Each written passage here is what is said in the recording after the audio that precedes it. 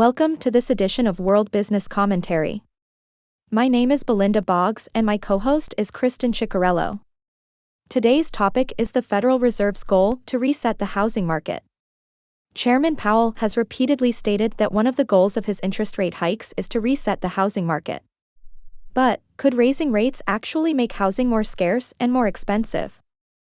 Kristen, in a previous episode you explained that the role of the Fed was to manage both employment and inflation. Why would the Fed chairman be interested in resetting the housing market? What does resetting the housing market even mean? Great questions. Last time I checked, the Federal Reserve didn't have a mandate to do anything with respect to housing. First, let's define what Powell meant by a housing reset. Because prices soared by 40% during the pandemic, he wants those prices to be reset to pre-pandemic levels. Here's a direct quote from Powell. Quote, "The housing market was very overheated for a couple of years after the pandemic, as demand increased and rates were low. The market needs to get back into a balance between supply and demand." So, he is saying that demand is outstripping supply, a concept that should be familiar to our regular audience.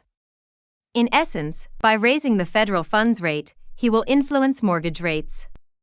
That's exactly what happened.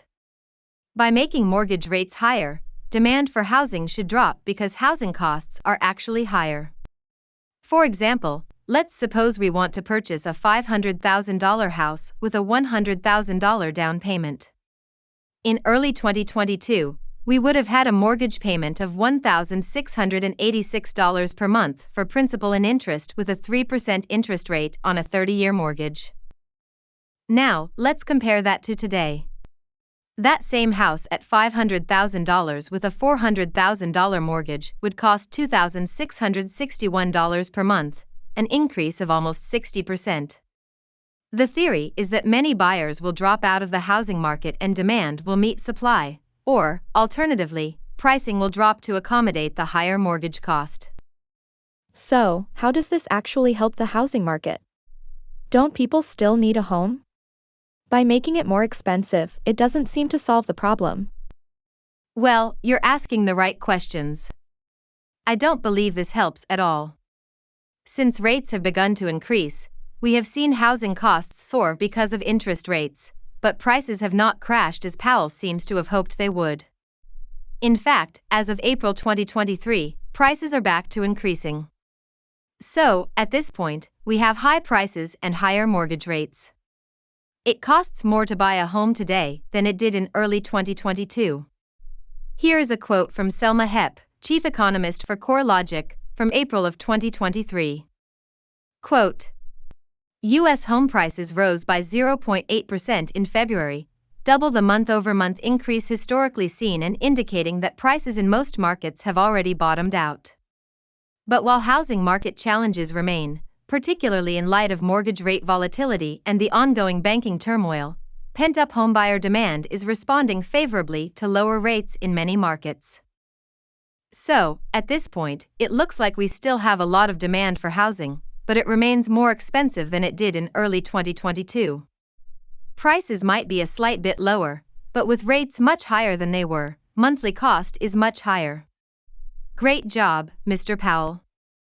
By the way, for you out there watching on YouTube, if you like what you've heard so far, please subscribe to our channel and give us a big thumbs up. Great. Now back to housing. I'm fascinated by what you're saying. Mr. Powell wants a reset, even though this is outside the domain of the Federal Reserve. Maybe he would like to buy up some houses at a cheaper price after he puts everyone out of work? It's anyone's guess. But, in any case, can you tell us what's going on with housing demand? Why are we not seeing the housing market crash as Mr. Powell desires? Isn't this just like 2008? Great questions. Let's talk about supply and demand in the housing market today. How did we get where we are? Supply in the housing market is dependent on builders. Let me give you a quote from the National Association of Homebuilders from 2020. It states, quote, "Home building in the 2010s was a story of the long recovery. After the Great Recession, the number of home builders declined significantly, and housing production was unable to meet buyer demand. This deficit of housing in the United States continues to exist because of persistent supply-side headwinds for builders, creating a critical housing affordability challenge for renters and homebuyers. So, what about the time just before the Great Recession? Was the situation similar? Hardly. This chart highlights housing starts of privately owned homes from January 1990 to July 2020. During this time period, new construction peaked at the top of the mid-aughts housing bubble in January 2006 at 2.3 million.